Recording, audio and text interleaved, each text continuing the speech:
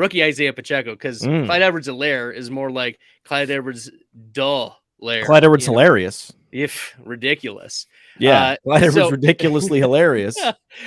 Isiah Pacheco, he led them in snaps. He led in carries, right? He didn't get the touchdown, but like, I didn't get any targets either. He didn't get any target. Well, that's the McKinnon role, Is he the lead back the rest of the season?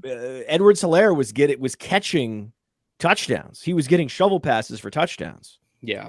So that's a way to score fantasy points is to get some random gadget reception inside as long the 5, as he's staying which is what was on happening with Edwards-Helaire. Edwards-Helaire really was the Truman Show. It was like, can you imagine like if you didn't trade him and someone had offered you and you saw the snap share declining and you were like, no, he's going to turn this around. Yeah, Edwards-Helaire is going to turn this around, right? And he was an totally like running back week 1, and now look at his decline. It was it was so obvious. Like, you said every week he's a sell. At this, when you're going to take the L on Edwards-Helaire? I was like, never. I'm going to run out the clock on this guy. I'm going to be. Let's see week 11. Soak up all the Pacheco everywhere in fantasy. Like, don't worry about it. I take the 0 on Pacheco and pick him up on the waiver wire. What do you think Keenan Allen's going to do a goddamn thing this year? But I bet someone would give you Pacheco for Keenan Allen. Like, oh, he's Keenan Allen. He's going to be back. They keep saying he's going to be back. There's been a lot of people asking that Keenan Allen's going to come and save me in the fantasy playoffs. I don't think so. Dude. I mean, week 17, they get the Rams, and the Rams, we thought going into the season, week 17, if you were playing the best ball, right, that was like one of the matchups, the prime matchups where, oh man, it's going to be Stafford versus Herbert. It's going to be Mike Williams versus Cooper Kupp. And now look, like he comes back and he re-aggravates it, or he comes back and he hasn't been playing, and then he gets an injury in a different part of the body. This is what happens, man. Yeah. These guys have to play, and everything has to just line up just so. And that's if you're Cooper Kupp. That's if, your strength and conditioning is at a super high level. We know that's true with Amon-Ra St. Brown, and he still lost, 2 months out of the season almost. Right. With a high ankle sprain. Yeah. So, I mean, that's the thing. I mean, you're looking at Pacheco about to go up against the Chargers, one of the softest run defenses in the league, where it's a 51-point total. And they're going to be incentive. They're going to be sagging off. They're going to be forcing Mahomes, even if they call a pass play, Mahomes is going to check out to a run in some cases because they're just going to sag off and be like incentivizing them to run. Check out. Here we go.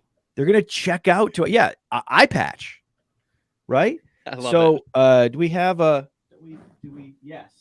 Here we go. So, are there like? I'm eye patch Pacheco, right? Like this is the guy. Like he's gonna guy. Like even if he doesn't catch any passes, like it's a problem if like no one's complaining that Dante Foreman doesn't catch passes. Nope. No, because he gets 30 carries a game, and he's gonna be putting up pretty soon, probably within a week or two. He's gonna be putting up. Who are they playing? The Ravens on the road this week.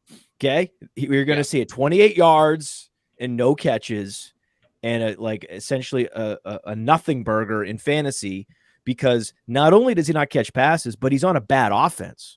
Pacheco doesn't catch passes, but he's even more explosive than Dante Foreman, and he's going to be getting some red zone work. They're constantly in the red zone, so a lot more just total fantasy point scoring opportunities. They're eventually going to draw up a couple screenplays to him. He's going to catch some passes. Yeah. He caught some passes at Rutgers. He's been shown to be a competent pass catcher, but that 50-yard run is within the range of outcomes for him.